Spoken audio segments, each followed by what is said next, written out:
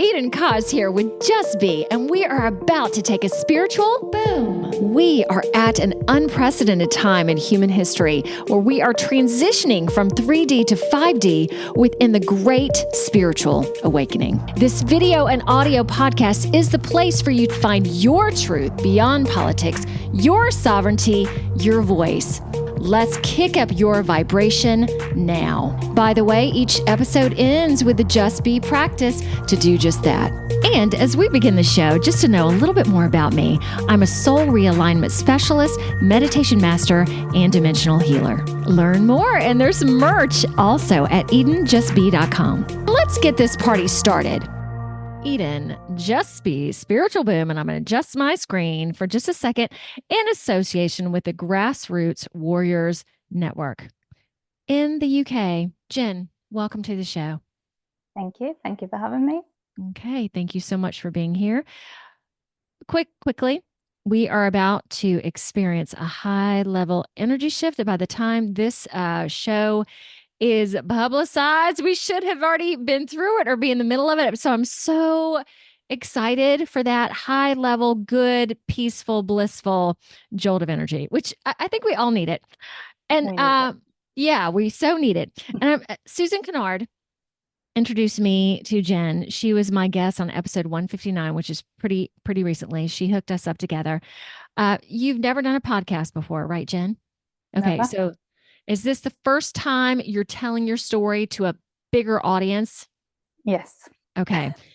And so I also, we talked about this before we started, that I know just bits and pieces of your story. So I love that I'm also coming into it kind of fresh and inquisitive.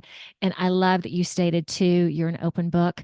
So get ready for that. And I just appreciate you being here, because we are going to go into your vaccination injury and your tales of Western medicine. So audience, I hope y'all are ready to listen. All right, let me read Jen's bio as she wrote it for me. So I'm going to pretend like I'm her. Hi, I'm Jen, this is Jen, a wife and a mom to 3 young boys. My transformative journey began on my 37th birthday, which how long ago was this? 2022. 2022. Okay, so 3 years ago. 3 years. Okay. When I was diagnosed with a rare aggressive cancer with a 10-week testing period to determine whether I would survive. And apparently you did. Initially driven by fear, who wouldn't be, I soon began questioning the traditional treatment system, searching for a path that truly aligned with my healing. Now living as an amputee, I've embraced my spiritual awakening and gained the freedom to walk my true path. My story is one of resilience. Ooh, I got chills. Oh, hold on. On my upper body. Okay, let me repeat that. My story is one of resilience, which obviously that is true, hope, and the pursuit of authentic healing. Join me as I share my journey of profound personal growth and empowerment. What a way to start. Okay, can you just go ahead and tell us what happened? And again, thank you so much. You're welcome. Where do I start? So let's go back to 2019. Okay. So I was pregnant with our 3rd child. He's now 5. So I went through a pregnancy, and it was a really difficult pregnancy. I had hyperemesis, which is like really terrible sickness, hooked up to a drip. Just, yeah, terrible. And then so it's due in December. So by the end of it, they're pushing you to get all the vaccines. So there was whooping cough jab and flu jab. Now previously, so something, I feel like my soul was telling me then that it was wrong to do it. Because previously I lost 2 babies before my first one, after swine flu jab and the flu jab. So I feel like that was like telling me, don't do it. And I remember being in the doctor's office and they're saying, you need these jabs. And I said, I don't want to. I had the flu last time when you gave me it. And they said, no, you can't do that. And just all the rubbish that they come out with. It's not a live vaccine and everything.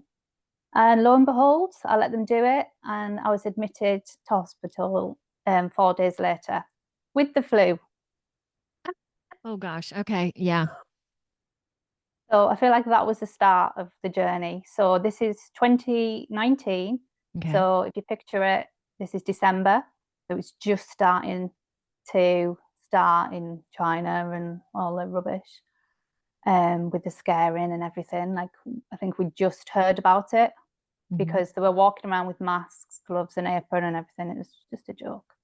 And I remember my husband wearing it, and like the doctors coming in, and then there was like a consultant that came in, and she would say, "Oh, it's just the flu. Like it's fine. Like it's fine." But you heard everyone in the corridor like coughing, like there was something. And I coughed him out, literally coughed him out in 2 hours. Oh my Yeah, gosh.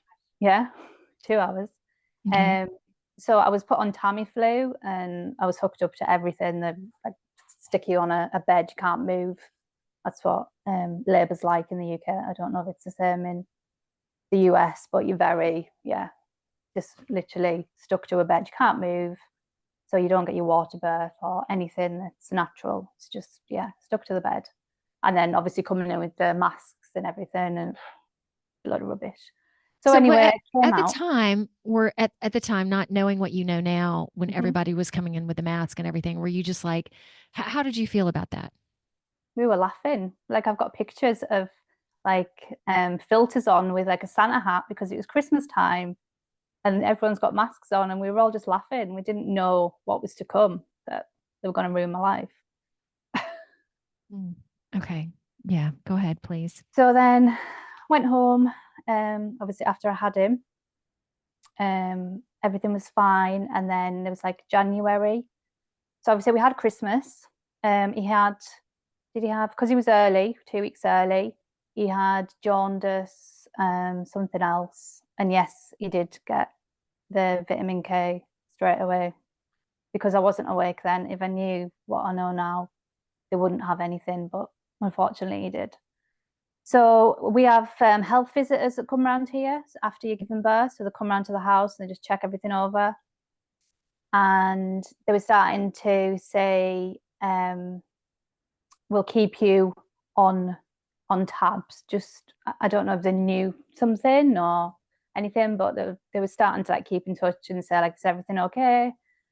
And I said yes. And then January came, or was it February? When did it start to just go crazy? January, February time? It must have been. It was really crazy here in March. That's Yeah, that's when the lockdowns happened. this time last year actually. I think it was today. 5 years. Yeah, that makes sense. Okay. Ooh. So yeah, so all the scaring and everything, it started on the TV. And I would just had so much fear because of what I'd been through in the hospital with the masks and everything. And plus I had asthma, may I say. Haven't got it now. Never Mm. had it. I don't have anything now. Oh my gosh. Okay. So where was I? I lose track all the time. Okay. So I think things had just started really happening. Yeah. So yeah. So oh, in the midst of this, my brother had just split it up with his girlfriend. He lived in London and he came Yeah. to stay with us. But obviously, because we were in lockdown, he got stuck for 10 months. Jeez. Okay. Yes. 10 Right. So months. so picture newborn baby, Oh, two children to homeschool, one with autism, and one just starting school. okay. Oh my gosh. All right. And Yeah. tell what your child with autism. Oh, Uh-huh. this could be a whole other story. Let's go back to that. Okay, so please continue. Right. Okay, so everything was, yeah, crazy, and they were ramping it up on the TV, the fear and everything. And then we went into lockdown in March of 5 years this week, Hmm. because it was actually our 10-year anniversary, wedding anniversary. So we are supposed to go away, um, and we were going to go, but it obviously got cancelled. And then we were in full lockdown, and it was very, very strict. And I was petrified. And Mm. I mean, sitting in the house, away from my husband, away from people in my house, in the corner with a mask on. It was Oh so my embarrassed. word. Honestly, Wow. Okay. yeah. the fear was real. It really was. Yeah. Um, I remember stockpiling all the food and everything in case like Putin was gonna bomb us or the Yeah. fear. Like all the things. It So was was your oh, it was just husband, everything. where was your husband? So he was at work at first, Okay. and then it was called furlough here. Yeah. So they got paid to be off, fell for it. So he was off for, oh, it was months. Yeah. So Okay. yeah, so we've got brother who's suicidal. Oh We've my got word. Okay. Okay. Adding a whole other component to it. Okay. Was he suicidal because of everything that was going on, or he was not feeling so great he before wasn't all of feeling this? great because of his breakup, and then he was stuck in his sister's home with the kids and a lockdown, and obviously, yeah, it was just crazy. Okay. So my job was Gracious. to keep everybody going, Mhm. especially my brother.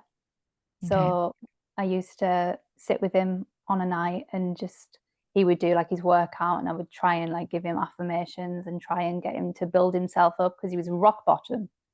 His girlfriend cheated on him. Yeah, that's another story. So yeah, husband was home. So imagine you're all stuck in the house. Mhm. We Yeah. can't go out, no shops open, nothing. We would get home deliveries. We'd be there with our masks. It's embarrassing. We'd be there with our masks on, at the door, behind the door, hiding behind the door, ready with the disinfectant to wipe Yeah. the handles, Yeah. to wash the fruit and veg, the packaging, everything. Yeah, it was horrendous. It really Right. was. So And so the fear. y'all were bought into it, Oh, hook, line, and absolutely. sinker. And how, like in the States, I can't remember the precise number, but I think we were in lockdowns for about three months. Oh gosh, please forgive me if I'm incorrect about that. Like a part of me is like, so you talked about 10 months. How, okay. And for those who are watching, I've got this strand of light that's just coming down my head. So just deal with it as best you can. So how long were you guys in lockdowns? Oh, wow. Um, it feels like 2 years on and off. I know, I No, it really know. was. Yeah. We went into proper lockdown for at least, oh, it was months. I can't Wow. remember, but it was, yeah, it was months. Okay, and I can't like at the time, my girls, high school age, for those who had young kids, and I mean, that just had to be really tough. And not going out to the park and not physical exercise and all of that. So yeah, okay, knowing that at the time, mask and disinfectant and wearing mask inside the house, what did y'all do to keep yourself sane? And then knowing that you had this aggressive cancer, which we're going to talk about soon. So yeah, how and your brother in this situation, Jen, what the heck did you do? You just did Uh, it. We just had to get on with it. I didn't have a choice. The only good thing about lockdown was we all got time together. Yeah. And obviously, I'm really grateful for that. Like, my husband got to stay off with our youngest, and obviously, would never have done that if that hadn't happened. So, I'm really Yeah. grateful for that. And the weather was glorious. Not one chemtrail in the sky, anything. I'm awake. Did y'all did you go outside or try to go to the The park garden. or oh to the So if garden? any neighbours came to us, we'd be with our masks on at Okay. the fence. It was that bad. So 5, 6 o'clock, news would come on, and we'd all revel in the deaths. We'd be waiting, and yeah, well, it was just awful. Every Thursday night, we used to stand on the doorstep. Have you heard about this? No. And we used to clap for the NHS with our pots and pans, the National Health Service in the UK. Thank you for all the key workers for going out and fighting in this pandemic. So imagine newborn on my shoulders. We used to film it every time, so proud. And we used to clap. and the kids would be there with the pots and pans, and we'd all have our neighbours out in the cul-de-sac where we live, like in the street, and we'd all like be distanced because we were so terrified. And that was our life for months. Okay, and I totally I don't know if empathize is the word, because it was such there was such fear that was pumped into society, and just you talking about it and just the realism of it for you, because it was so real and it was so purposeful, and so I completely understand everything. Okay, so what happened next? So we finally came out of lockdown, but again, I was just terrified of obviously all the deaths and Yeah. everyone just dropping down in the streets, which didn't happen. But yeah, fell hook, line, sinker into it. Mhm. Um, the fear went on for a good 2 years. Didn't see anyone. Oh. Oh my Yeah, gracious. terrified. Okay. Didn't see Okay. anyone. Yeah, kept myself to myself. Didn't really like anyone coming around to the house. Yeah, I was alone. So no play groups or anything like that with newborn. So we missed out on everything like that. The kids playing with their friends. Again, my fault because I was terrified. Thought I was protecting them. Yeah. So yeah, when I look back, I just think you, but I didn't know. Right. Okay. All right. So protective, afraid, then Mm. what? So flash forward to another big one. April 2020. So we're in lockdown. Our friend was murdered on his doorstep because he went to it was a house party. Obviously, he didn't listen to the rules where we had to stay in, and he got in with the wrong crowd, and everyone was going crazy because we were all locked in. Nobody knew what to do, and there must have been some drugs involved or something. And apparently, someone knocked on his door the next day and asked for the hat that he'd stolen. Well, he hadn't stolen this hat, and they stabbed him on the doorstep. Now, things like that don't happen here, so that was huge. But that's our friend. So that's one of my husband's best friends. So that hit us hard. Then my mother-in-law was told she had cancer and she didn't want to have any treatment or anything, but she didn't want to be here and she gave up and she died in January 2021. So we've got murder 2020, 2021, husband's mum died. Flash forward to 2022. Oh, wow. All right. So I had two Moderna, again, the fear. And for some reason, I remember taking a photo in the queue because we had to queue up in the ridiculous when I look back. And I remember thinking, what are you doing? Why are you doing this? But you follow the crowd. And I fell for it. And I did it. And I was very, very poorly for a good 2 weeks. And I thought, that's not normal. Okay. So right after it, you didn't feel Yeah. good. Okay. Yeah. I got my period straight away. That was the first thing. Yeah, I'm very open. Go for it. So Yeah. I gave Anything you birth. want to talk about, please do. All right. So you got your period right after the Mhm. shot, Yeah, and it was right not away. your time, or it just No, happened. just happened. Whoa. Whoa. There was something I knew wasn't right then. Okay. And then I started to wake up in 2021. So I'm kind of awake. So 2021 must have been the last time that I had the vaccine because it was 2022 when I was diagnosed.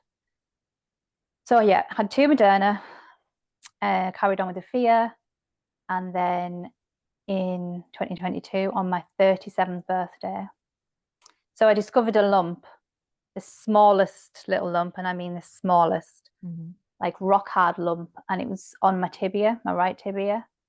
So on my leg.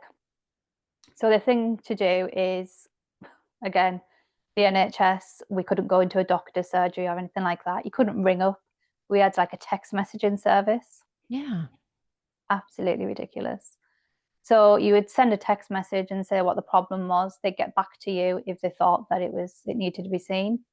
So I got a text message and said, right, could you come in and see the triage nurse? We can't let you see a doctor because COVID.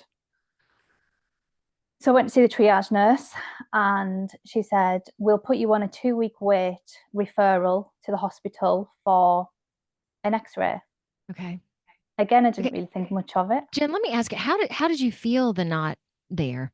Were you just like touching your leg and you just felt this like did it hurt when you touched it? It didn't hurt. You could see it, but I mean, Okay. it was tiny. Tiny. You Okay, had you you could had to see it really too. look. Okay. So that was the first time I went. So I waited for this 2-week referral to come through. Didn't come through. It started to get bigger and bigger and bigger. So if you picture a golf ball size on my leg, so I would ring their surgery every day and say, look, it's getting bigger. Can someone see me? I need an X-ray. No, you can't. COVID. All the lies. So last resort was after ringing round all of the X-ray departments in Cumbria, which is quite a large area, so not just where I live, like right, quite a large area, to get a cancellation or anything, just to be seen by a doctor, even because nobody would see me. It was just the triage nurse, and they said no. So last resort was a service that we have called, I think it's 111 it's called. And it's just like an out of hours service. So you'd ring this number and then a doctor would get back to you and they'd tell you how urgent it was. They'd ring an ambulance or whatever. So I rang the surgery and said, look, this is huge. Yeah. It's like a golf ball on my leg. Nobody's listening to me. I need to be seen now. And they basically laughed at me and said, you'll be lucky if you're seen in 6 weeks, never mind your 2-week wait. So, So there you go again. Okay. yeah, And you are just watching it like every week is it getting bigger? every Like week. just Mm-hmm. oh wow. Okay. So Yeah. what happened next? There's a lot. So, yeah, rang the 111 out of hours surgery thing. Mhm. They ring you back and it's a Zoom like this. So you talk to a junior doctor because there's no other doctors available because of COVID. They Okay. were so busy. And I spoke to this lovely junior doctor who saved my life.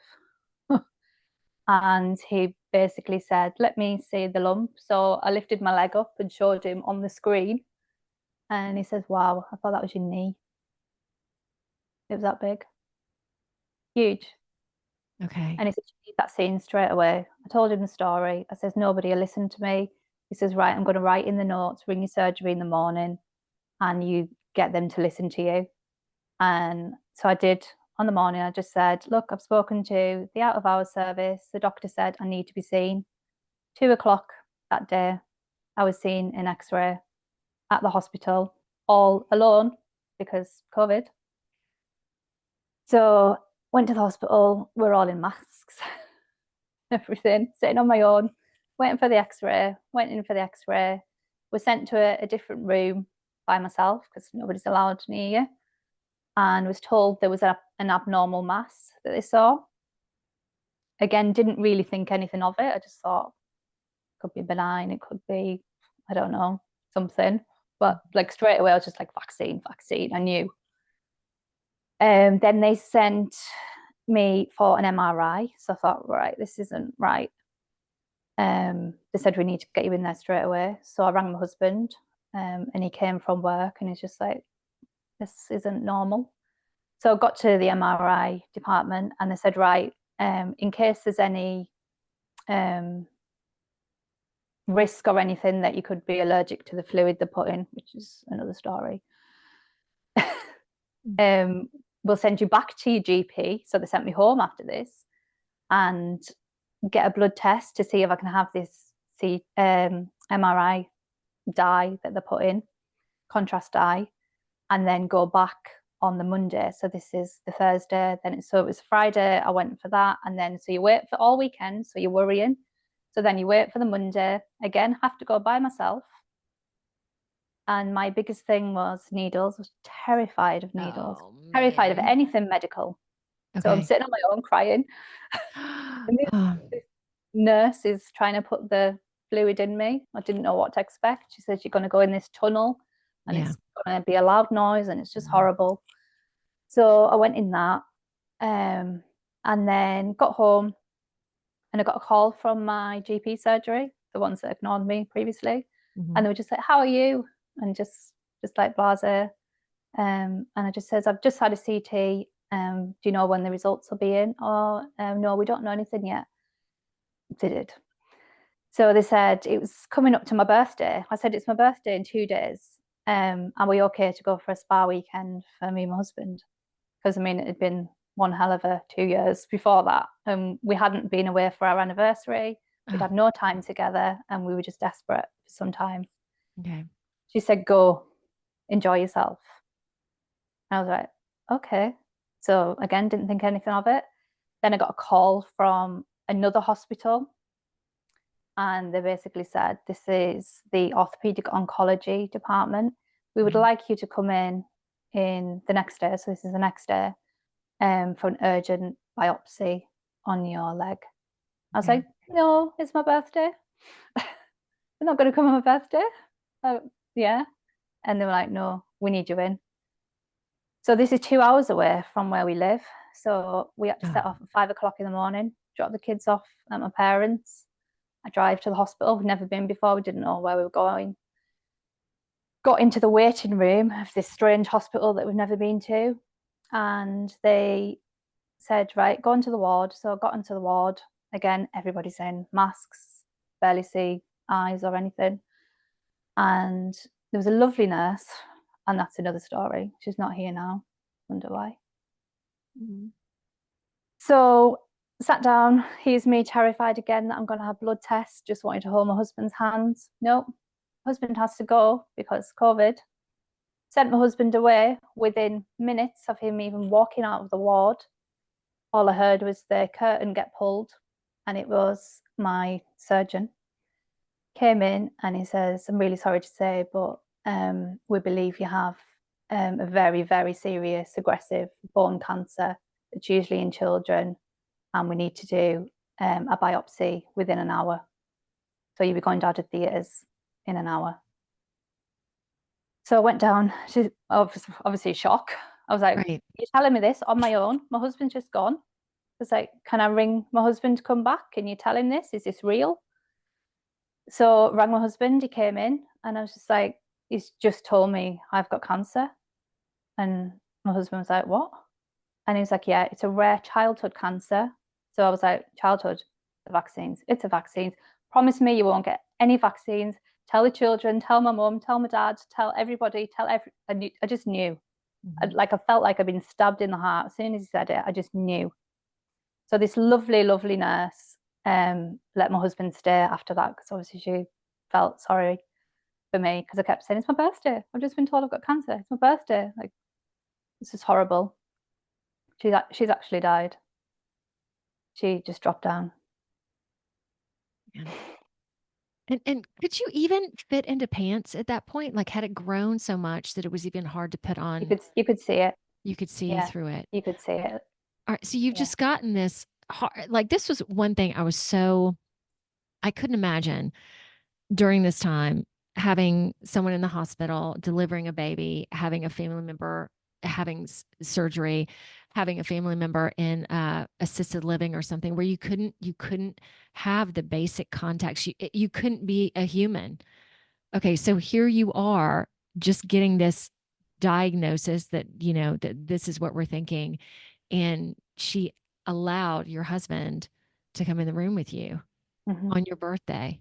Oh, my birthday. What if she hadn't done that?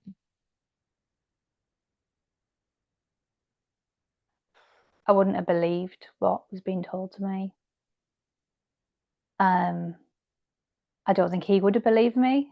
Imagine Yeah. telling him on the phone, like, this is what they've just told me. You've got to wait outside. You can't come in and see me because of COVID. Mhm. Um, yeah, horrific. Yeah, it's just all very dehumanizing. Mm. Oh man. All right. So what happened from there? Long story.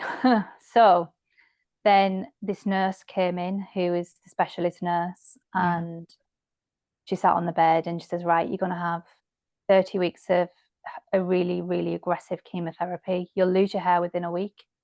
Oh You'll my go gosh. through major surgery. You'll lose your um, kneecap and tibia will be replaced with titanium. You'll need to learn to walk again.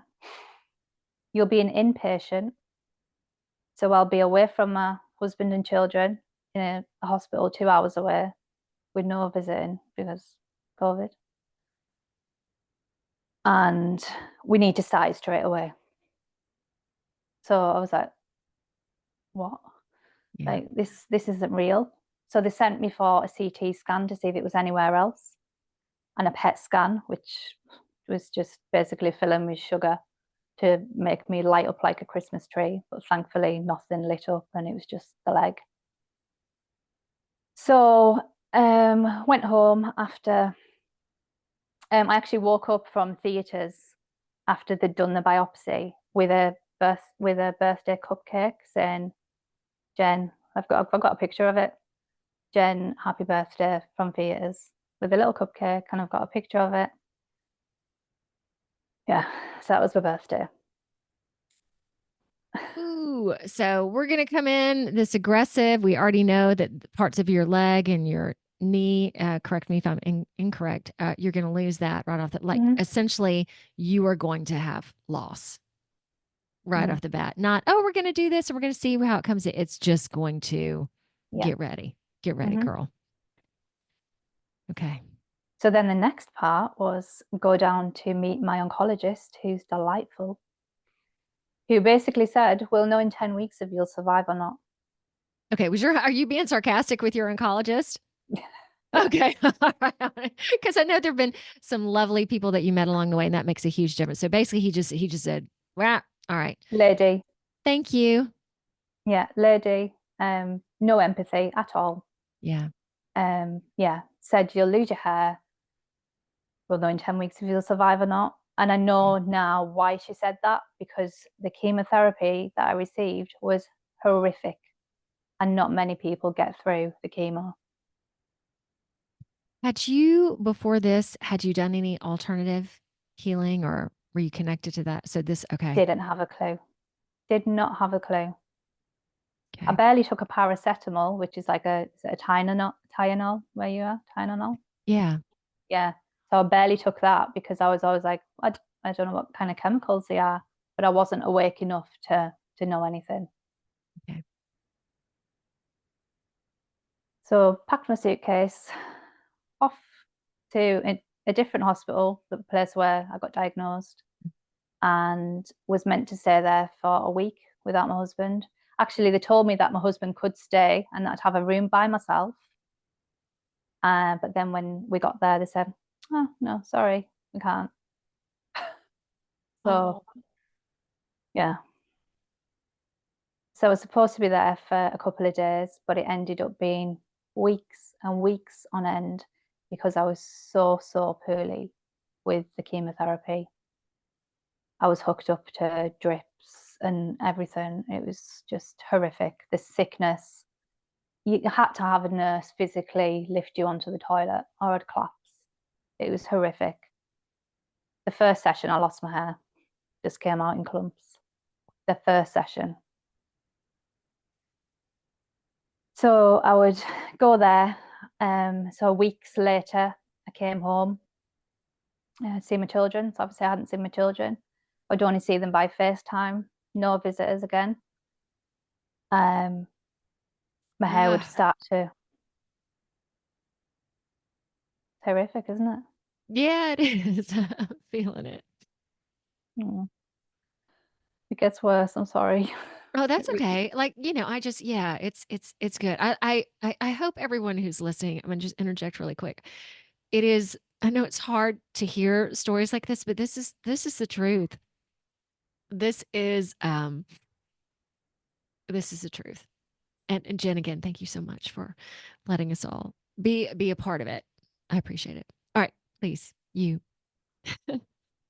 So I don't know where I was. Got home. My hair started to fall out like in big clumps. I remember my husband having to carry me into the bath because I was so weak, couldn't do anything. And my hair would literally just come out in clumps. And he says, right, I think it's time. So he took me into the kitchen. We filmed it all. I've recorded every step of the way, and he shaved my hair.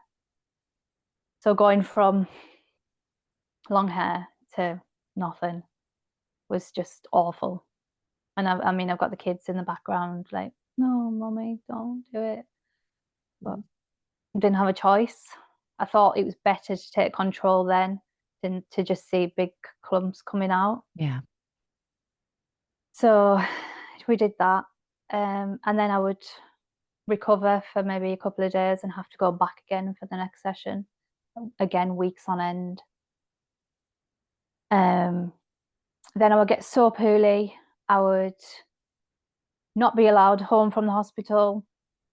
I would be having platelets, blood, everything you can think of. I felt like I was held hostage in hospital. They just would not let me go home. And again, we're 2 hours away, so it's quite away and alone. So I would stay there, come home for a few days, if that, and then I would get transferred to our local hospital because I'd have sepsis each time. So I'd see my children a day or two, not even that, and I was so poorly anyway. I would get transferred to our local hospital with sepsis. And again, nobody was allowed because of COVID. And then they say you were cancer patients, so all the infection risk and yeah. So did you want to die at this point? Like how did you make it through? What was your mental state at this point? Or I just don't know. yeah, I was going to say, did you even have one? Like just existing and Yeah. not knowing what was going to happen to Existing. you. That's exactly what I did. I existed. I wasn't a person. And I feel like, so we'll fast forward to, because it's a long, long story. We'll fast forward to my surgery. So, I mean, I've got pictures and videos if you want to see them. I can send you them. They're horrific.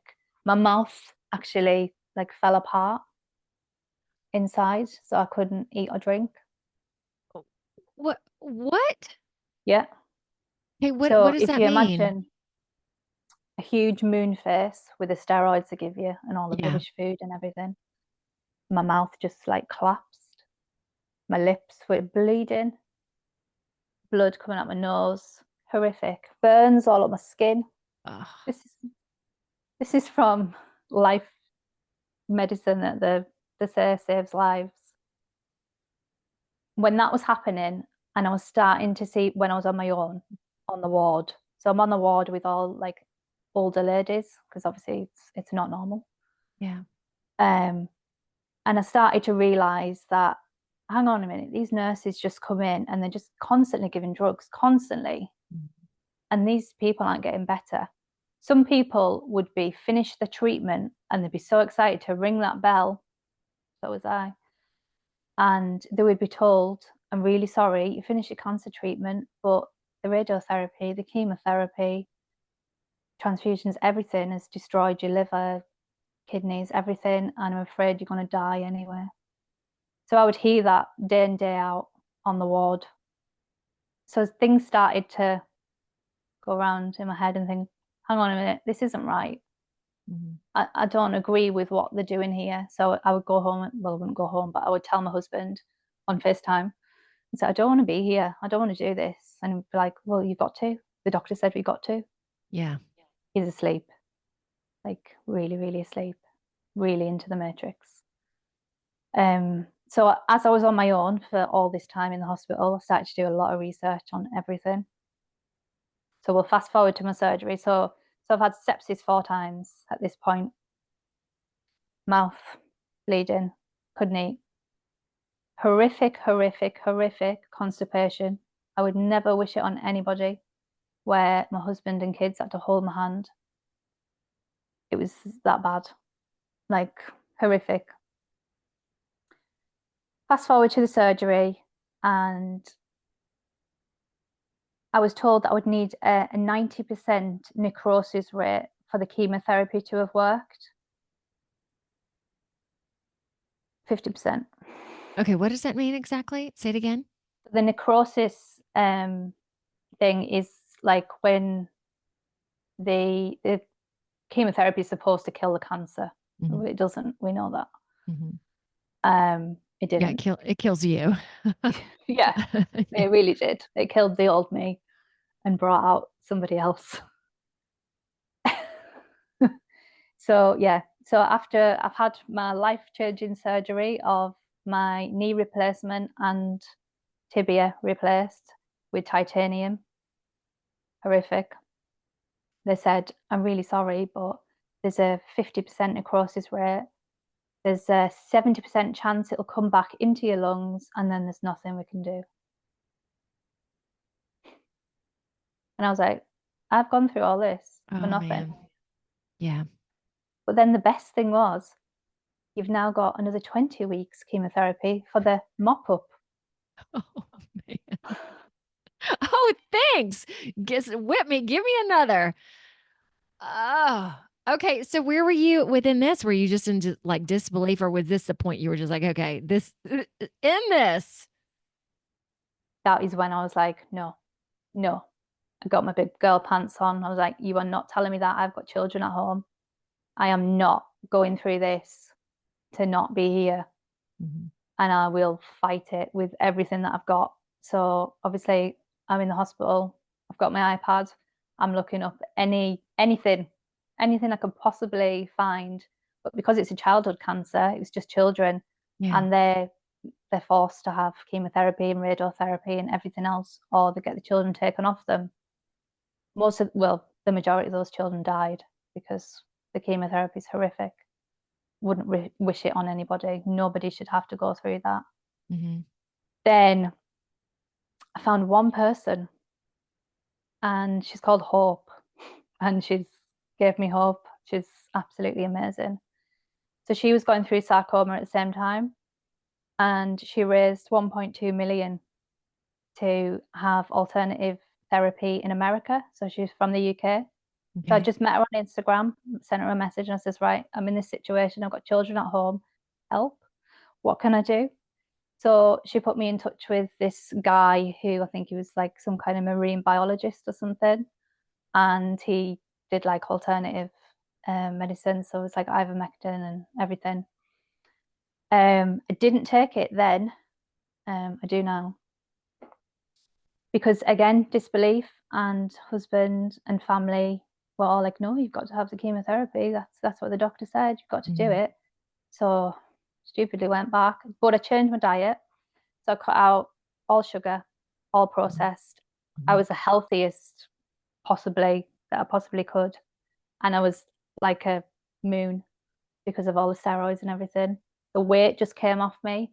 So remember I said I was asthmatic? Hmm. I just went overnight, Oh man. stopped everything, Wow. Hey, can I all ask you? pharmaceuticals. Okay. When I would equate the chemo and all that, it's like it seems like a concentration camp. Would you compare it to that? Mm-hmm. Yeah, absolutely. Okay. You're on a So ward with all these ladies, and yeah, they would just come in and tell them the worst news in front of everybody because you just have a curtain. So everyone would be hearing your news that you had 3 months to live or something, and they were on their own. Just awful. gosh, and just the infliction of pain essentially. And all right, so you went on this diet, got rid of sugar, processed foods. Your asthma just went away. Asthma, eczema, anything. I was the Ah, healthiest I've ever been. wow. Yeah. Hair started to grow back. So they gave me, um, I was about 6 weeks off after the surgery. And I later found out that was because if I'd had chemotherapy while that wound wasn't healed, I would have died. So they gave me that 6 weeks off Mhm. to prepare my body to go back to fight some more with the life saving chemotherapy. And again, I got sepsis. So Okay, so bearing in mind, so I know everything. So I okay. know that it's not working. Okay, can I clarify this, Jen? So when you spoke to that alternative healer, that your diet was what you really worked on Diet and supplements. Yeah. and supplements. Okay, all right, got it. Yeah. Where was I? I think going back. Yeah, went back, more sepsis. You know, this is the mop up stage of all the little cancer cells that could be floated around in my body that the CT wouldn't pick up and stupid. Yeah, so I went back for that, had more sepsis, and I was awake by then. And I mean awake with everything around the world. So again, I'm in the hospital by myself with my So iPad. That's let me my ask, how did that happen for you? Did you start going down the rabbit hole? Were you introduced? Okay. And once you start going down the rabbit hole, it's like, oh my gosh, there's a hole. Then there's another hole. Then there's another hole. All right. Mhm. When you started discovering that, given everything you'd been through, what was that like? I wanted to scream, shout it from the rooftops, and I did. Mm. I feel like I went on some kind of rampage, like on Facebook, Instagram, anywhere that I had a voice. Please, please, please do not get the vaccine. This is what's happening. I'm in hospital. This is chemotherapy kills. I'm watching people in front of me die the next day because their organs have failed and everything. And then all these people that are supposed to love you are making you go back. And that was the hardest thing for me. So I'm begging my husband, saying, please, please, please, I don't want to do this. It's killing me. But the doctor said that that's the best thing. So you need to go back. So I would do it. And then actually, it came up on Facebook today that it was 2 years ago today that I said enough. Did I'm guessing your husband did at some point wake up? No. No. And when you started using your voice on all of these platforms, were you silenced? Yeah. Okay. Friends, family disappeared. Everyone around me disappeared. I'd gone crazy with my tinfoil hat. Because once I started on one thing, it would go on about everything, the food, the chemtrails, Yeah. 9/11, everything. It was like a Because dose there's of the so Pandora. much. Yeah. And there wasn't anything that anyone was like, oh, Jen's got a good thought with that. Like it was just like, oh no, we're not gonna go there. And plus the fact that you had been experiencing it firsthand too. So it wasn't like you were reading it, like you were in the midst of it. Mhm. Okay. Wow. Okay. What happened next? I'm riveted. There's so much more. I'm sorry. I feel like this is going to go for hours and hours. It's okay. We're good. Right. So where are we? So again, I said 2 years today. I said Yeah. enough's enough. I respect and love myself enough to stand on my then metal leg and say, no, this is killing me. Yes, I love you and I'll do anything for you, but I love myself and I need to be here for my children. Mhm. So, no, enough's enough. And I said, I won't go back for any chemotherapy, told my consultant. And she actually said, you were that bad. I've never seen anyone react that way. We were probably going to stop it anyway because it didn't work. Mhm. So at that point, I was like, right, made the right decision, carried on. And I literally went from nothing to blossomed.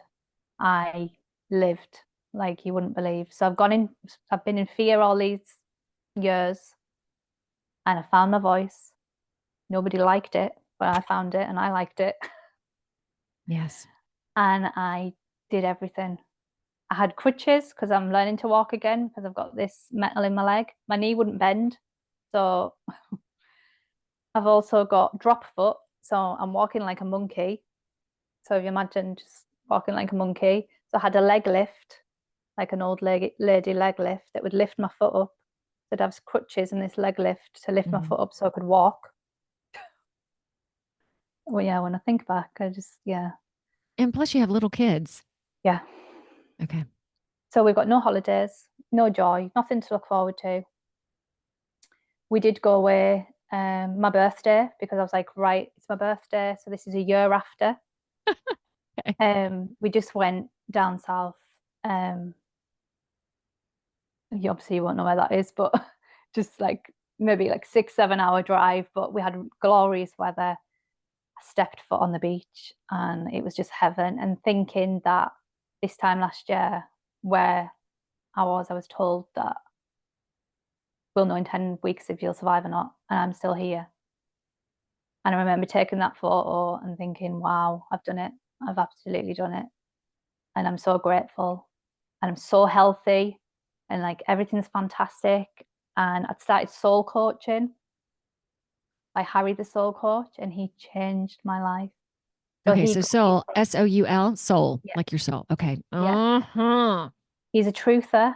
Um, so yeah, he's been down all the rabbit holes and he's very, very silenced Yeah. because of, yeah, but brilliant soul So coaching. how did you connect with him? How did that align for you? I think it was TikTok or Instagram or something. It was just Okay. he just kept popping up, and he was the one that made me think about um, the bigger picture of COVID, lies, Mhm. Trump. Mhm. For those who are Love listening, she's doing a little handshaky or fist bump up in the air. Okay, what was his name again? Harry, the soul coach. Harry the Soul Coach. Okay, we're gonna Yeah, put a shout out for Harry because that's great. I'll be forever grateful to him. Well, I mean, really, okay, so you'd already done the diet and supplements, but then Mhm, you really use this to go, okay, what, not just waking up to the world and to these rabbit holes, but I'm waking up to myself mhm. and the truth of me. When you started doing that, okay, tell me where your husband was at this point. Was he just watching you going, oh, Yeah. was he supportive or just, Um, I think because I was so vocal and it was such a shock, yeah, he just let me get on with it. But he didn't okay. agree with anything that I was doing. He said, "I'll support you, but I don't agree with what you're doing." Oh And my gosh. he still says the same. Yeah. Ooh, that's a whole other story. All right. What were some of the primary things you discovered within yourself, within your soul? Meditation, Oh yeah. magic. Yeah, okay. Knowing that yeah, it is magic. All right, tell me your perception of it. At first, I didn't have a clue what it was. Again, Yeah. this was Harry the Soul Coach. So this guy who was like nearly my age, just talking, but very normal. So I'm thinking that you would have to be cross-legged, and it was all the whole Yep. Buddha thing. I didn't have a clue. I didn't know what it was. And I used to do like a group session. We used to do like a Zoom. Mm. So I would be living at oh, that was another point. I'd be living at my grandma's in a bungalow because I had to be away from my children because I was so poorly from everything. And I would be on these Zooms and we'd be doing the meditation and we're doing the soul coaching. And it's like it literally like rewired my brain into thinking, Jen, you've got this, you can do this. Um, yeah, and it was just magic from then on. So well, I still do. I meditate every day. Mm. Um, change my perception of everything, turn everything into love. Um, yeah. What's it like for the audience? Because yeah, everybody knows I'm a big well, that's, and I talk about on the show that is the bomb. There's so much else you can do, yet meditation, prayer, quiet time, whatever you want to call it. If you are willing to do it in quiet, you can discover not only the truth of yourself, but the truth of all that is God, spirit, whatever floats your boat into the universe. and it helps you really find that you are not alone, even in your darkest times or the times that you feel like you're by yourself. Suddenly, you really realize, no, you are you. Yet we're all in this experience Mm-hmm. together. Yeah. Your experience, the good experiences, horrible experiences, that we are you. That in hearing this too, we have all been there, even though we haven't had your experience, but we're still there. Yeah. When how was your faith before this experience? Well, obviously, with everything that happened, I thought there can't be anything out there because why would bad things happen? Yeah. But now I get that we're on a soul experience and my soul had to experience this. And I really do think that I needed that big of a shock to wake me up because I was in that much fear and not living. And that was like the really big kick that I needed to ruin my life. Yeah, But start it. sometimes we just get little kicks and sometimes we get big kicks. Big. So yeah, I just so um I had a near death experience, was Mhm. at 47 diagnosed, which it wasn't that, was stage 4 lung cancer, and I was already very very God centered or whatever. But this was the same thing, a kick in the pants to go, you need to feel this so you can understand it with your clients. And there was a spiritual direction that was like, oh no, you need to come back and pull back this way. So there were so many tiers to it. So I understand that on a level, yet really interesting. I had a lesion in my lung with 3 in my brain. So I had brain surgeries, yet you don't have any nerves up there. So there was 1 week that I just felt really bad. So for you to feel like crap, I'm assuming for week and week upon end, seeing that it would never end. Mm, Um, I had my weekend. I was like, oh, this is really, I was very positive through everything as well because I knew it was a spiritual experience. I already knew that. mhm, But for you, having that kick, basically going, we're gonna turn your whole life around, all of it. Okay, what would you say to people that are watching or listening? What would you say? What? Okay, let me formulate this question. This experience for you, what has it meant for you? And I know you kind of said it, but I want to go back to it again. What has it meant for you? Um, self-love, found myself, found my voice.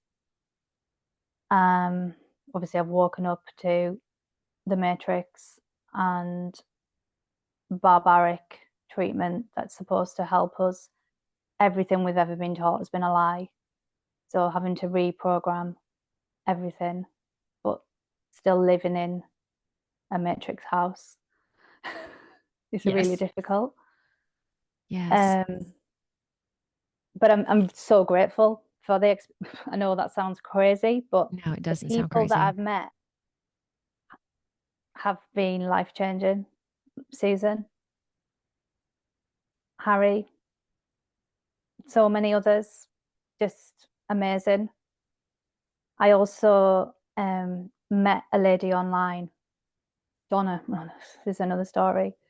So she was 41 and she was from the UK but lived in Canada, had Mm-hmm. a family, and she was going through the same thing, 2 Pfizer.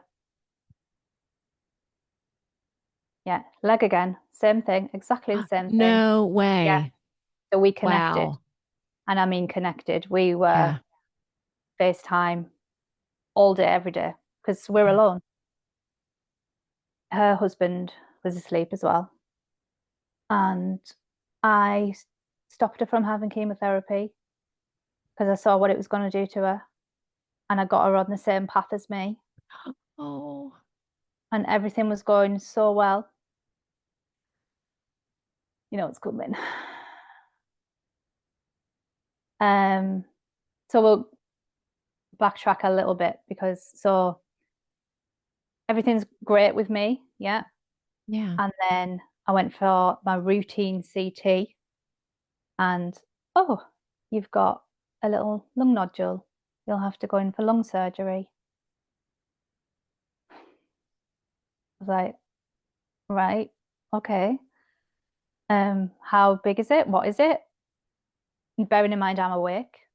I know what this is doing. So I said to my husband, I don't want this. Like, but then again, when you're told it's in your lungs and that's the worst possible place, I wanted it out.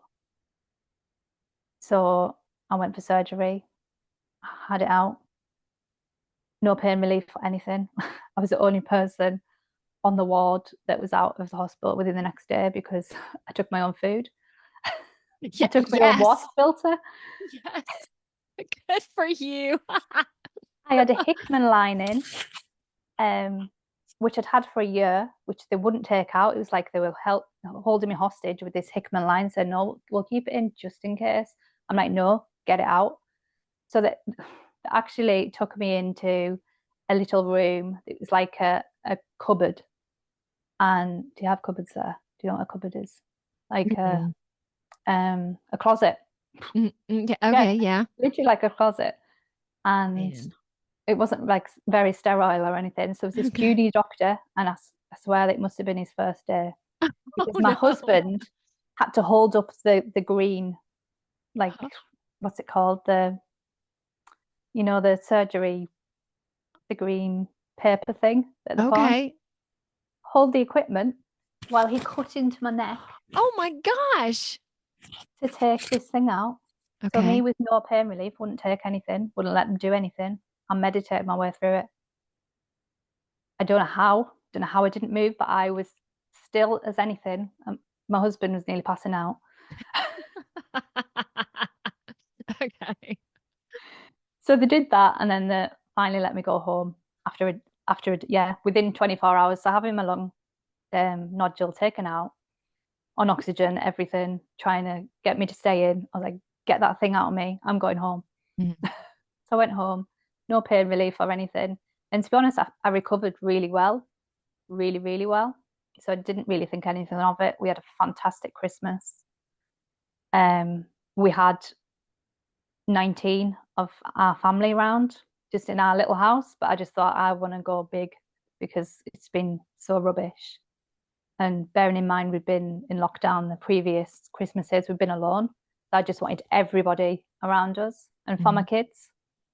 So we had a magical Christmas. And then I went, So oh, lung, when you had that removed, it was all okay.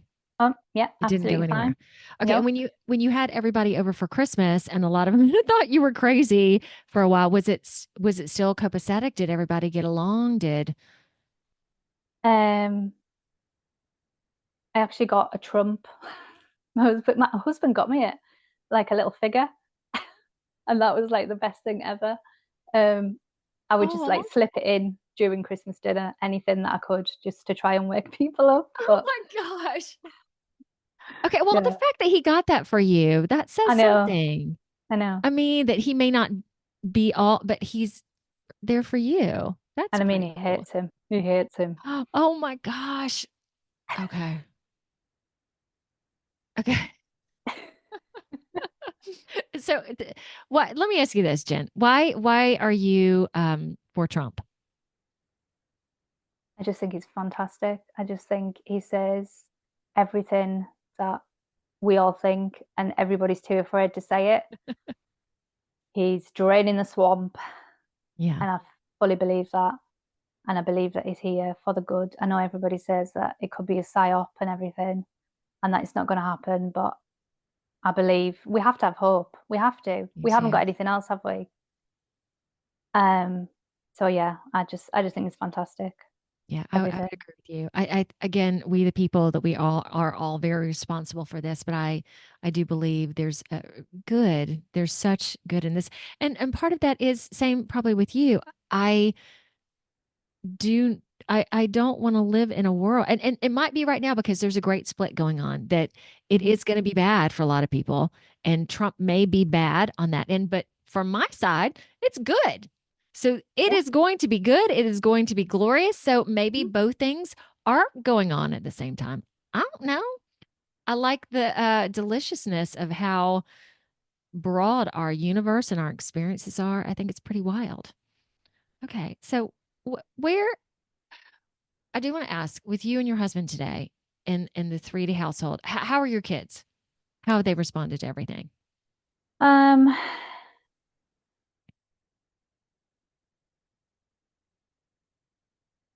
every time you go to the hospital, you come back worse than before you went.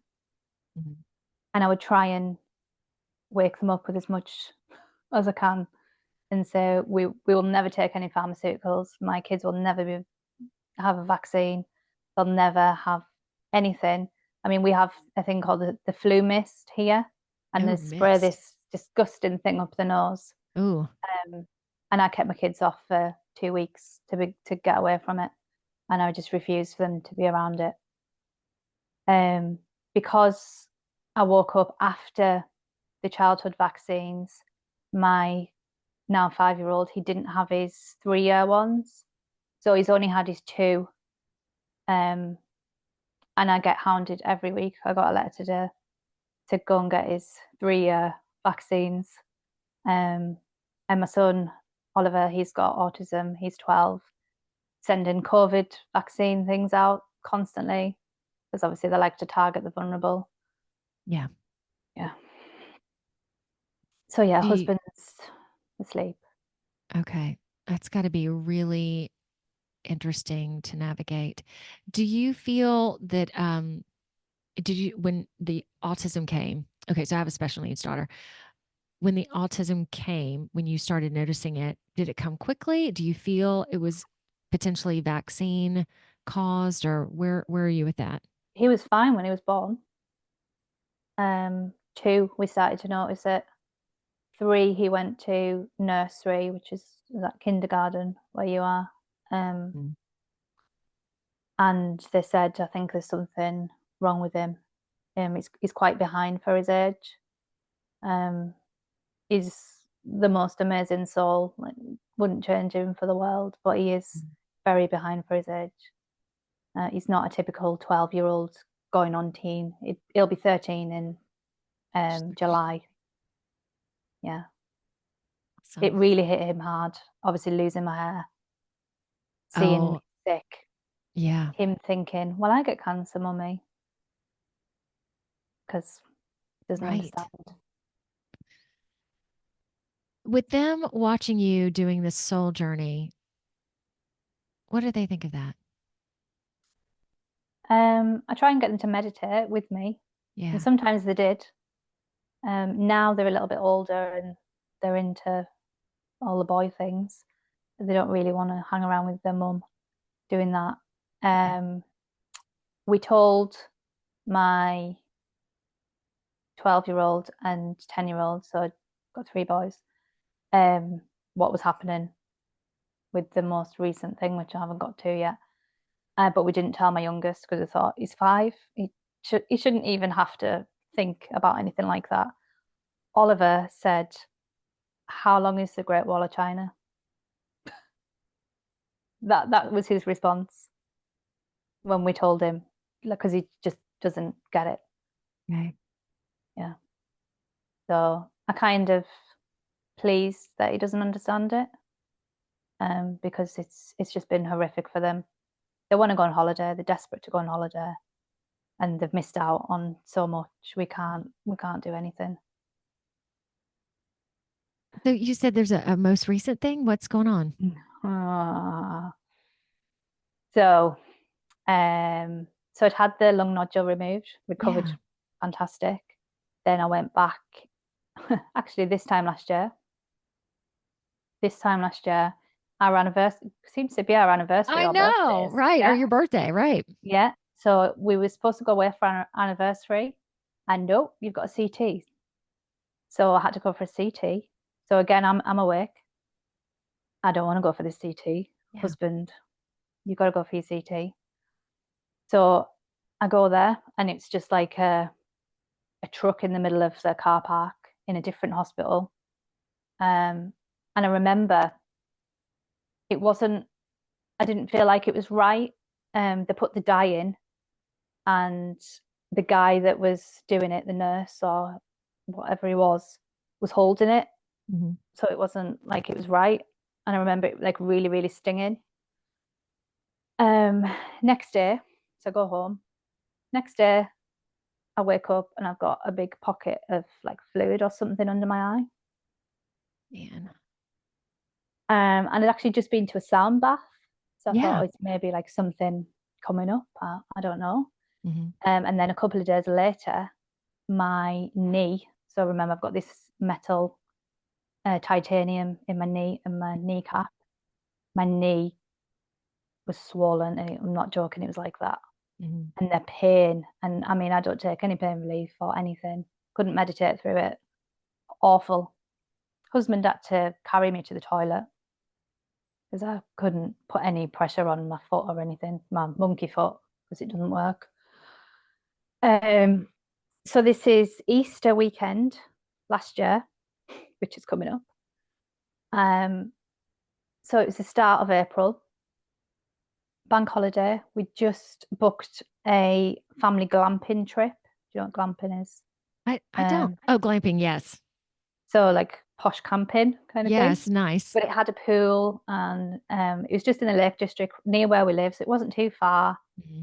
And we were really looking forward to it. We were going to do like an Easter egg hunt and everything for the kids, and I just really wanted the kids to have something to look forward to. Hmm. So I planned all this, and of course, my husband said, "Right, you're in pain. We can't go." I was like, "No, we're going. We're going." Got myself in the shower and stood there and was like in immense pain. And he was like, "No, we really do need to call someone. This isn't normal. Your legs, your knees like that."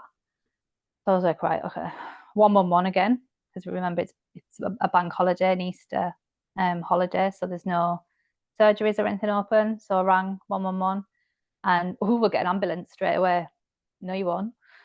We'll go to the hospital myself. Thank you very much. Look at So you.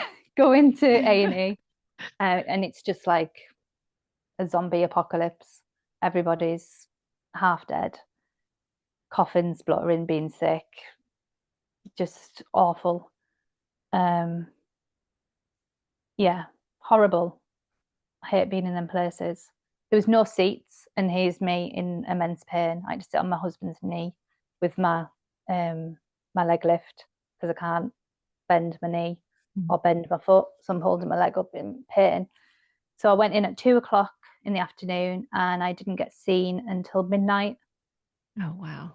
And then I was put on a hospital bed in the corridor with, Oh, so it's Chris Easter bank holiday, so there's all the drunk people that are coming in and just like running up and down the corridors, causing everything, police up and down the corridors and everything. man. Yeah, it was just like a freak show. So again, me awake, what are you putting in me? So they wanted to put antibiotics in. No, I don't want you to put antibiotics in. So every time they did that, when I had chemotherapy, I would get C. diff, Jeez. because that's just totally normal. And then have to be on a million things to get over that. Mm-hmm. No. So I would say, no, I don't want anything. I don't want any pain relief. I don't want anything. Mm-hmm. So a doctor came to see me, and he said, right, we need to put a needle in your knee and I spurt the fluid out. No, you're not. So you can imagine my husband. He's like, "Jen, please, Please do. please just No, let them." no, no, no. Yeah. I was like, "You're not even touching me. The only person that'll touch me is my surgeon in my hospital where I have all my surgery, Yeah. because he's the only person that I trust, and he's actually the person that told me the bad news in the first place. But I've got so much respect for him. He was brilliant. My oncologist, no. My surgeon, fantastic. Mm-hmm. So because I was the awkward patient that, yeah, wouldn't have anything, was put on a ward. As soon as I got on the ward, they're coming at me with all the rubbish food and everything. Like, no, I want filtered water. Yeah. Yeah. I think I had an avocado in my bag, so I would maybe eat that because I didn't want anything to do with their food. And they said, right, we need to get you into theatre to take this fluid out your knee. I still said, no, you're not doing it, you're not doing it. Then the morning came after I'd slept, and the morning came, and they said, right, I'm going to send a consultant, orthopedic consultant, and I think there's about three of them. It's like they were ganging up on me, and they said, right, you need this surgery, but they changed the wording, and they wanted me to sign this thing, and I'm like, do you think I'm stupid? Do you really think I'm stupid? I know what you're going to do. You're going to put the needle in and I spurt the fluid and you're not touching my knee. And they were like, yeah, we're going to do that. Like, no, I'm going home. So then I said, ring Newcastle, which is the hospital where I had all my surgery. Speak to my surgeon. Nobody touches me apart from a surgeon. So the blue lighted me, which is an ambulance, to that hospital. So I got to the hospital there, which is 2 hours away. It's actually a different one to the one that I usually go to because it was the bank holiday and you couldn't go into like a emergency care thing. You had to be admitted to a ward. So I went to this other hospital and I was rushed in through resus and I'm like, hang on a minute. What's going on? Yes, I'm in pain. My knee's huge, but I'm fine. What's going on? Mhm. And they're like, we needed to get you the hell out of there before they did some damage. So they'd found out what they were going to do and then needed to get me out of there before they did damage.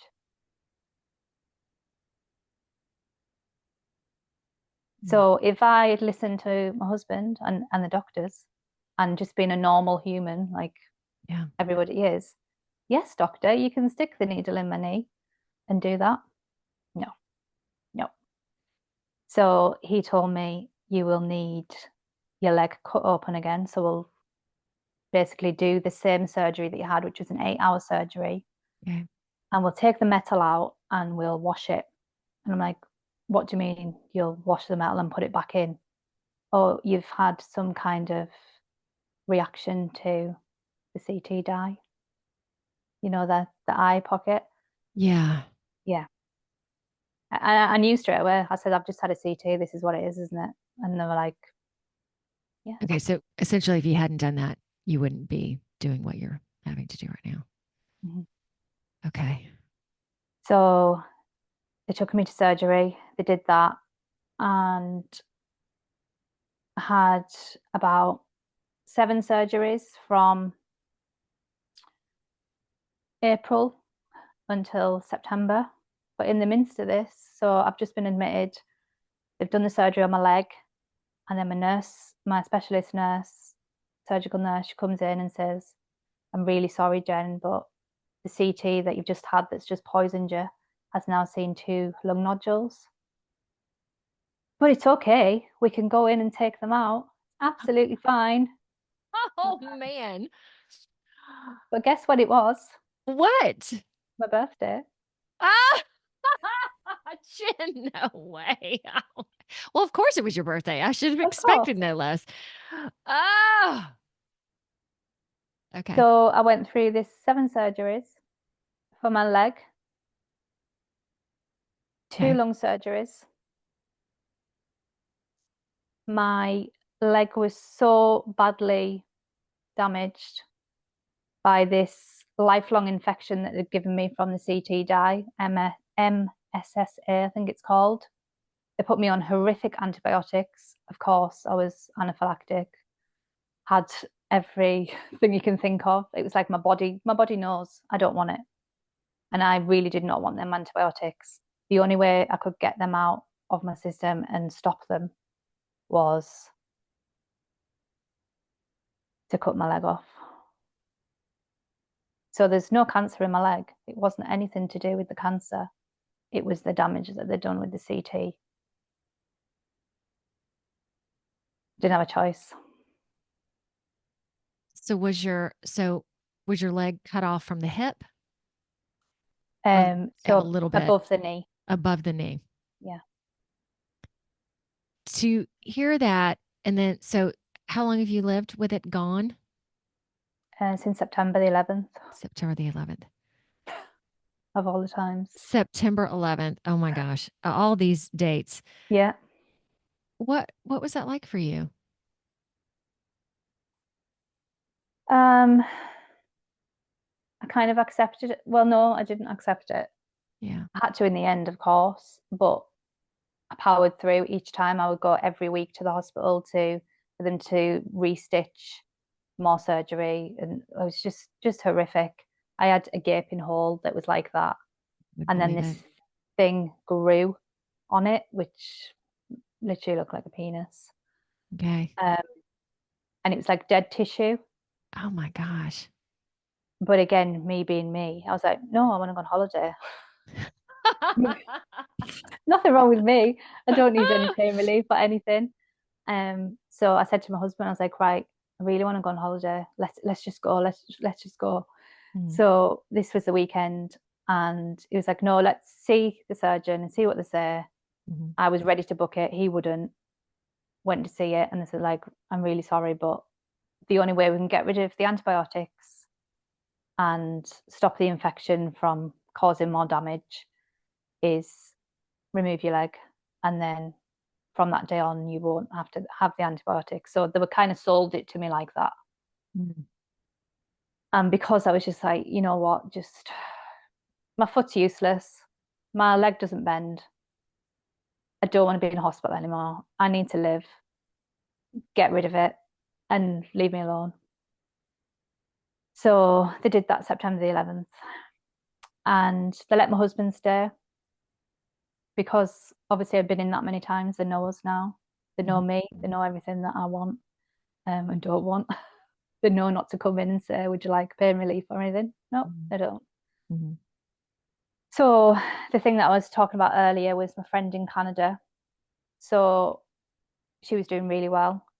She had lung nodules and was told that there could be some more in other places. And they left a tumor in her leg. She had her amputation as well. So she was the one that was saying, Jen, just do it. Get on with your life. Just get rid and move on. I was like, Okay. right, got to do it. Um, they basically left her in Canada for it to eat away up to her hip, fractured her hip. She's got all these lung nodules, caused so much damage to her. And they got her with fear in the end and said, you really do need chemotherapy. There's no other option. And you know what's coming. So I'd been speaking to her for over 2 years. I'd came out of surgery and she said, I'm really, really proud of you and I'll always be here for you. And then I didn't get a message back after that. And I'd known that the chemotherapy had given her an infection, a blood infection, and they killed her. So this was while I was in hospital just after I had my leg done. Thankfully, my husband was there and he was fantastic. If I was on my own, I screamed the place down because I thought she did so well and they've killed her. And I honestly believe that she took that so that I wouldn't. Really do believe that. So that I would learn from her mistake. That got her with the fear. So now, so I've lost her, lost my leg. Now, you know what's coming. No, what? Apparently, so I'm absolutely fine. There's nothing wrong with me. I had the flu over Christmas, like the rest of the UK did, Okay. but I recovered quicker than anybody else that was on antibiotics and everything because obviously I do everything naturally. Mhm. And I've apparently got 6 lung nodules now. So this is January this year. Okay. So me being me, no chemo, no surgery, leave me alone. I'll do it myself. Thank you very much. I said, could it be infection from the flu that I've just had? Could it be scarring? I mean, you've butchered my whole body. It could be, but we'd rather give you chemotherapy just in case. No. So, are the nodules in your lungs? Mhm. Okay. Yeah. So I've got 6, apparently. I'm fine. Okay. So, this is right now. Mhm. So telling my husband and family, no, I'm not having any chemotherapy. I'm not having any radiotherapy. I'm not having any surgery. I'll heal myself, thank you. So you can imagine how that went down. Sure didn't go down very easily. Yet it sounds like where you are right now, that is completely your decision. Mhm. So I take huge amount of supplements, off-label drugs. I do every holistic therapy possible. I'm trying everything, soul work, everything to get to the bottom of it. I know it was fear. I know it was a vaccine. And I know it's a huge lesson. And it's like pushing me forward to speak my truth.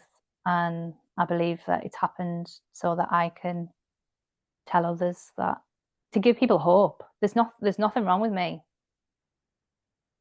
When you're told that and you're given chemotherapy and everything, it instantly makes you sick. There's nothing wrong with me. Why would I do that to my body? I've done that. I've been there, done that. It didn't work for a start. You killed my friend. Do you really think I'm going to let you do that? So I take this, I spend about £1,000 a month on off-label drugs from India and supplements, holistic. And I thought, my husband's taken 6 months off previously for all the surgeries that I'd had, and he'd just gone back to work. Obviously, I'm out of work because they've ruined everything. So here we are now doing fundraisers for me to thrive. So it's Help Jen Thrive, and I'm doing everything that I possibly can to still be here. And I will be here because I'll make sure of it. But yeah, it's been one hell of a journey.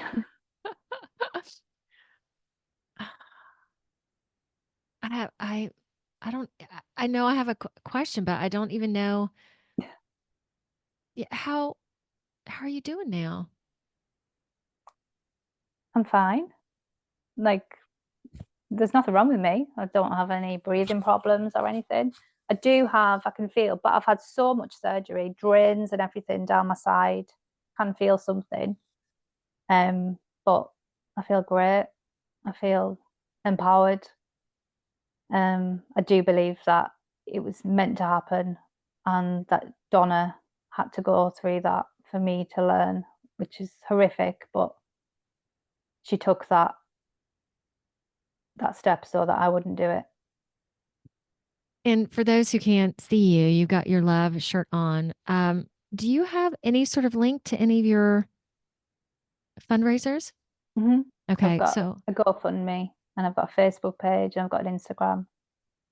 okay, can you say one of them out the best out loud, and I'll make sure I So have them. Help Jen Thrive is Facebook.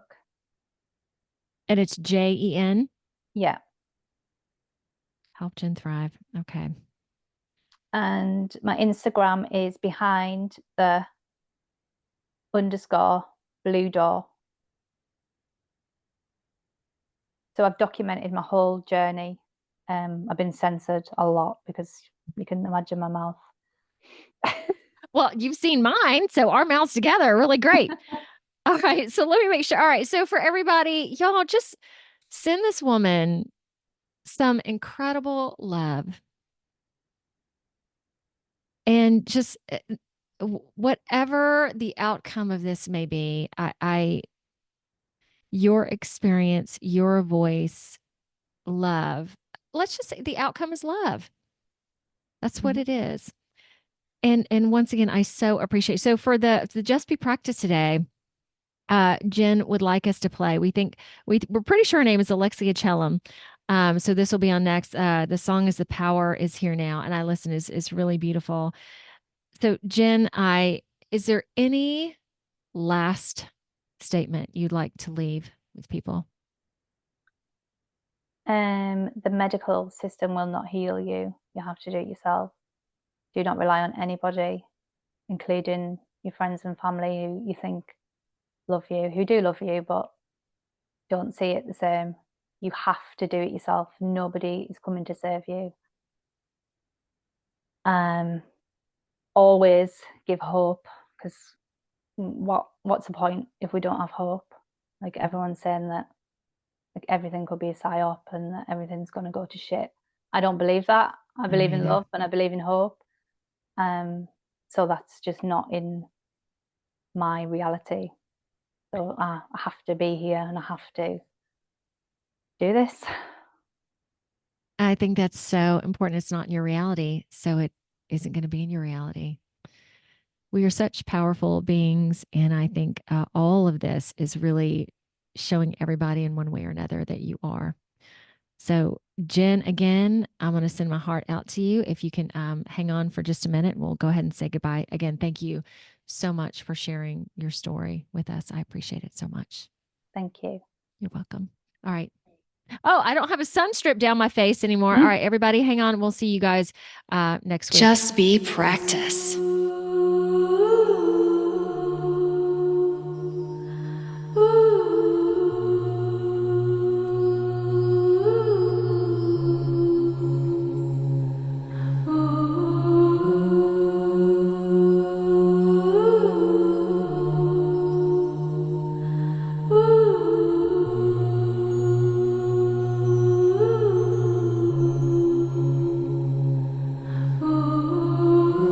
The power of love is here now.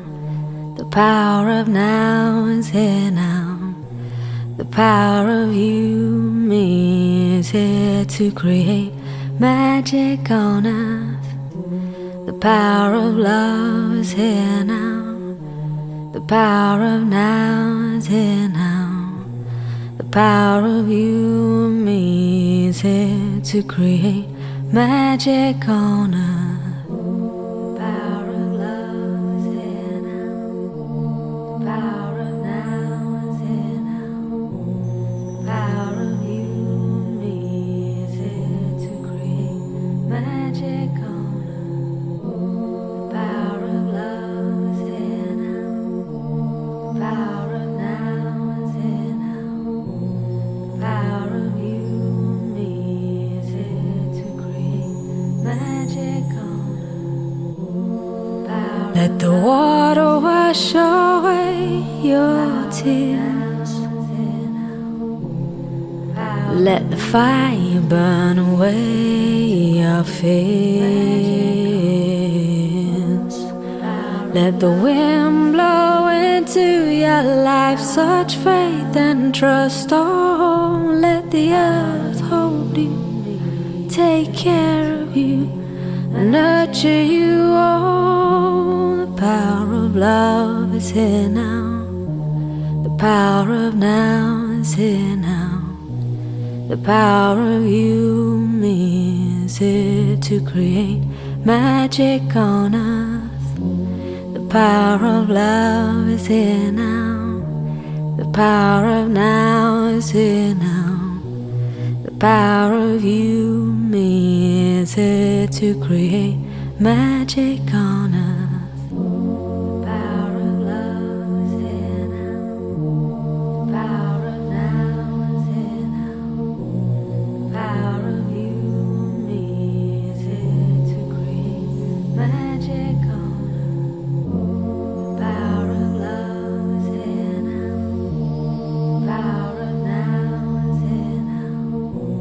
The power of you and me is here to create magic on earth. Let the water wash away your tears. Let the fire burn away your fears. Let the wind blow into your life such faith and trust. Oh, let the earth hold you, take care of you, nurture you.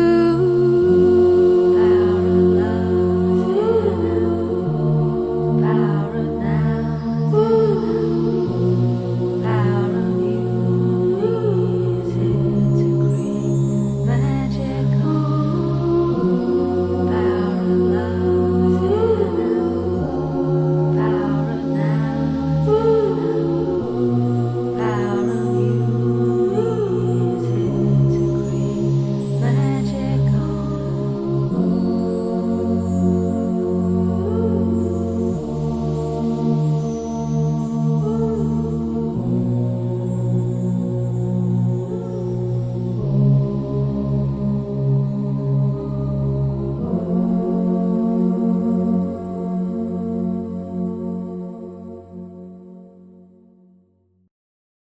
Y'all, find me on Facebook, Instagram, LinkedIn, Truth Social, as well as Rumble, BitChute, YouTube, plus a plethora of other audio directories like Apple Podcasts and Spotify. So like, subscribe, do it all. See ya.